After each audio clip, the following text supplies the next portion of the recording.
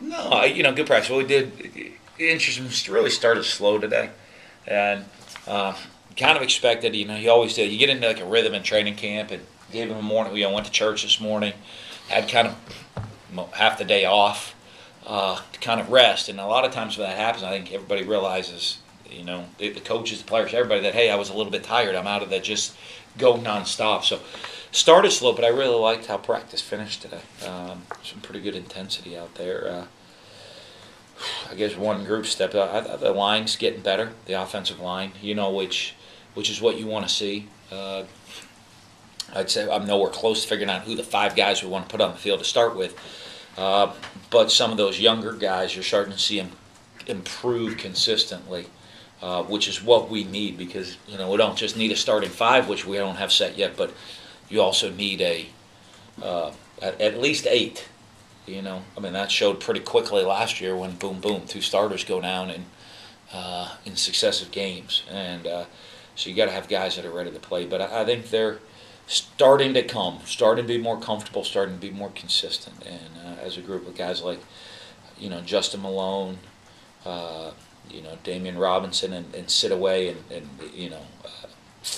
Clausel, even though they've played, those 3 guys are kind of taking control. The guys that haven't played a whole lot, Ben Beckwith, is fighting for a job, looking better, and Archie Muniz. Those are the guys that really kind of stick out that are newer, that aren't the guys that you already know are gonna, the guys you already know are gonna perform. Dylan Day's played a whole season. Tobias and Gabe, those guys are performing for us, and we expect them to. Even if they have an off day, they're still going to be good. But that group did pretty good today. And tomorrow we just went up helmet shoulder pads today. Tomorrow we're going to go full pads in the morning, practice, and we're going to do kind of some of our first scrimmage action. Where we're going to be live tackling and all that stuff tomorrow morning. More options at offensive line, does that help the situation a little bit more? Well, it helps, because you want to have that depth. You want to be ready to go. Like I said, you need 8. I'll take 10. If we got 10 ready to go, I'm going to feel great. But we got to within, I guess in 20 days, when we step on the field, we got to have 8 that are ready to go play live action in game situations. You guys started discussing, possibly getting any walk-ons scholarships yet? Has that come up? Is there any space available? Oh yeah, there are. We've done that every year. I can't tell you. I want to say probably in my 3 years here, probably about 12 to 13 kids walk-ons given scholarships. So that we've done it. So anybody? We wait and see right before the start of school. John talked about the tackles y'all have. He says he just got 4 tackles. Didn't know where they're going to end up. Don't you at least have a rough idea? You like to see Blaine a left tackle maybe, or? No. Where they end up? Well, because you got to be ready to have some swingers. Right. Because.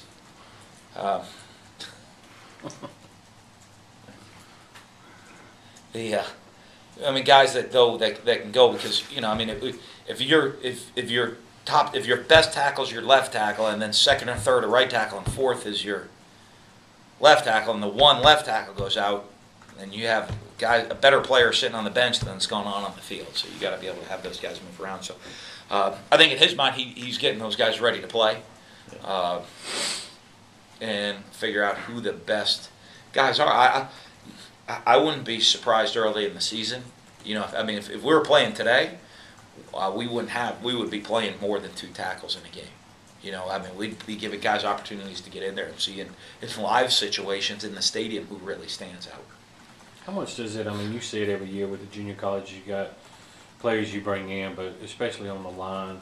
Have you seen it, ones like Charles Sidaway and Dylan, starting to see it slow down a little bit for them since the spring? Absolutely.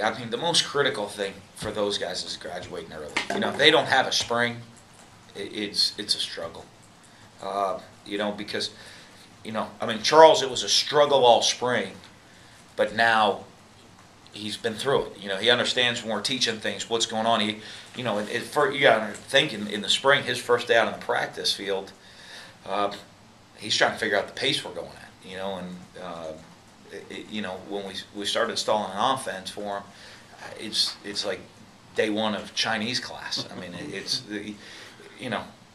hey, okay, it's outside zone, everybody knows that, but just when you start hearing the terminologies that we use, it's different languages. So, even though he had the experience with it, he's got to learn the language. But I think he's, he's grown into it. He's gotten big. I think it was 280 something in the spring. He's 305, 310 now. So, he's kind of prepared himself ready to play in the SEC. When you go back and look at your days at Bowling Green with Urban and going around to Purdue and the likes of, and going around looking at other offenses, getting ideas. How much has your offense kind of changed since those days, and even from Florida to where you are now, and what you're trying to do with Tyler Russell as the quarterback? It's evolved greatly, and it evolved every step of the way, and to a point where Bowling Green. But Bowling Green, the original plan was to be, we used to use the term gun in huddle because we were more under center than shotgun. As that continued to evolve, we ended up being more shotgun than under center. So if we wanted to go under center, we'd call under center. We used to call it gun, whatever, to tell us to go to the shotgun. And then evolves into getting to Utah where you didn't have an athletic quarterback, so we went to more option football. So we could get the ball out of his hands more, more options to get rid of the ball and balance out the running game. To keep people on edge. Florida, we started getting into more gap schemes, just because of the great defensive linemen that you saw in the SEC. Into now, and I think kind of coming full circle. I think our offense now is going to be very different than all of those places, but it has part of all of those places that we've kind of blended together to make this offense fit. Kind of like day one, we went to Bowling Green. We went and researched all this different stuff, put all these ideas on our board, and put it together to make an offense that made sense. And we've kind of, I think, gone full circle back now. We've done the same. Now we've have some different things that we've added, but we've gone back really this offseason. I think our offensive staff's done a good job of making sure everything makes sense. That we don't just run a play because that was one we did at Utah, even though it doesn't really fit into what we're doing now. We've kind of gone full circle, making sure everything fits together. You mentioned option football at Utah. You guys, probably do a little bit more of that this year with the personnel. Option football is always going to be a part of our deal. Right. It's always going to be part of our deal because it keeps defense honest. If you don't have to account for the quarterback, it's a lot easier to play defense. So, you go back with Tyler, who reminds me a lot of an Alex Smith with their skill sets. We threw the ball a lot. We ran the ball well and had some option football in there. And, I think I've always said if you look with Alex Smith if you go back and everybody thought, well, I think it's the last year there before he went in the draft, he had 800 yards rushing that year. Yeah. If you go look at some of those runs, he's running by himself down the sideline for 70 yards. It's not one, I don't think we called one run play up the middle for him. It was all an option, and the defense never covered the quarterback on the option. He just ran until somebody got near him and he ran out of bounds because we didn't. Our quarterback depth there was a lot worse than it is here. Yeah. Our backup was true freshman Brian Johnson, who was 17 years old. Yeah. And that was it. So, it was rough duty, but he just managed it that way. And so Tyler kind of fits that mode. And, our option football here is not to have Tyler run the ball. It's have Tyler run the ball. If you're not going to defend him, he's going to run. I think he had a couple runs today at practice. Yeah. They're not allowed to get near him, but there wasn't anybody near him anyway. I know. I told him, I said, you can, don't touch him, but you can at least get near him. He had his runs today. There was nobody near him. I know you don't want to get a specific play. Is there anything you remember from Bowling Green or even Florida that you remember working on a lot and then people kind of caught on to and you've had to the shovel just take it option out? to me? Yeah. The shovel option is a big play that. Used it against Florida. And it worked. Yeah. We used it at Florida. Yeah. Used it a lot of places. There was a play, I think, at Utah probably is one of the biggest ones that we used it a lot, and it was one of those that we were like the only team that ran the shovel triple option at the time. And after that first year, I think people got spooked because it was going up and down the field. It was a pretty good deal. And so I think defense has really kind of spent some time on it, and you can defend it. And what you started seeing is them defending it, making the quarterback run the ball for 4 yards. Like I said, when we run option, my goal is not to have the quarterback run for, take a pounding for a 3 or 4 yard gain. And so, but with stuff like that, a lot of times what we'd always look at was if you spent enough time defending it, you weren't practicing other things. So, we'd have it in the plan, and if we ran it early in the game once or twice, and you had an answer for the shovel option, great, we'll just move on to something else. But to defend it, you had to put some time into it. And that was kind of a philosophy we took. Coach, last week you kind of forced outdoors for practice, or indoors toward the end of the week. And can you talk about the differences in and out, and if there's any type of limitations in performance or anything? No, I mean, well, it's certainly not limitation in performance. It's actually better performance because there's no sun recovery issues outside. But for me, I've gotten much more comfortable being indoors than maybe in years past, I guess. Now it's grown on maybe in the Palmero Center. Let's to raise the roof a couple feet for the kicking game aspects of it. But I think, and I guess just in being experienced, for me, or I don't know experience or any of that, but just my comfort level has changed going into the indoor so that I'm not, I used to be very anti going to the indoor facility, and I'm not as anti going in there as much anymore. Tell us what the deal is, Xavier Brindle is. He's back to practice. Yeah, he was out of practice today. Went home. Like most freshmen kind of go home homesick. Mom put him in the car, drove him back up. He's back out there practice. Did you talk to the guys at Pearl River about this whole situation, or was it? I never even talked. I didn't talk to anybody. Yeah. They came in and said, "Hey, Xavier got in his car, went home." I talked to Melvin. He called his mom. So when I get home tonight, I'm going to meet with him. She got home that night, met with him. Got in the car the next morning, drove him back up here, and he just came in. I mean, the first thing I knew, my first discussion on it was him coming in and apologizing for leaving. So. Was that yesterday? He came back Saturday. It had to have been Saturday, right? Yeah. I think he left Friday morning and came back Saturday. Yeah. So, I didn't talk to anybody anywhere. So, I didn't even talk to Xavier.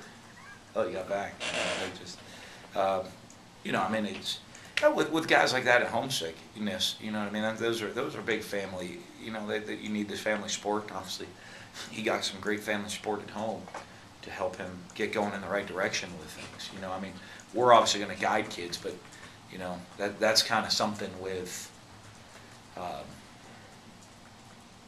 more of the family. When it's not a football or school, any of that issue. Because the first question I asked him, you unhappy? And he's like, no. And he's just got like all freshmen. So nothing with Pearl River came up that the coach there was saying met with them and he was going to sign or had signed or did stuff like that and was going to be on campus. That never came up with Xavier. Not with me. Yeah. It didn't. Any kind of discipline involved, just leaving from missing practice? Apologizing to the team. You know what I mean? I mean, it wasn't like he stormed out or there was a big discipline issue. I mean, it just wasn't.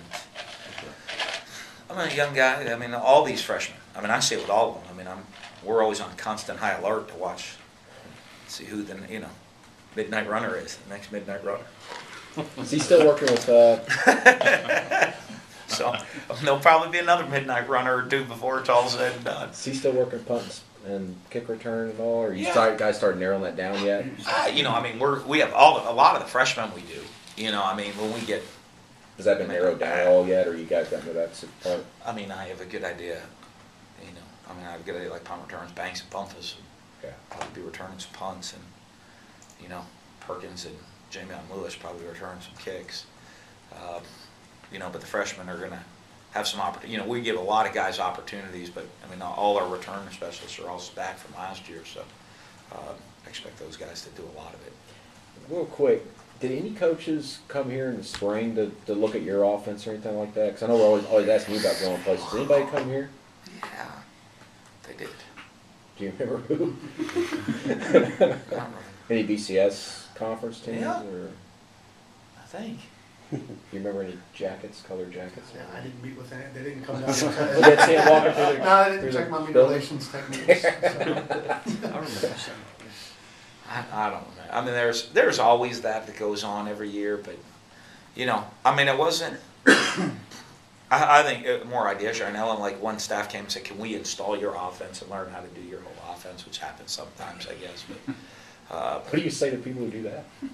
Who want to get your whole offense? it's kind of a compliment, I guess. I mean, I want to charge for the system, right? That's what it is. You I'll write sell a you book. wristbands and all for this much money. You need to write a book and do a video. Should have copyrighted that Utah thing back in the old day, right? You could have copyrighted the place. A lot of people use that stuff now, but or have used part of it. That's good.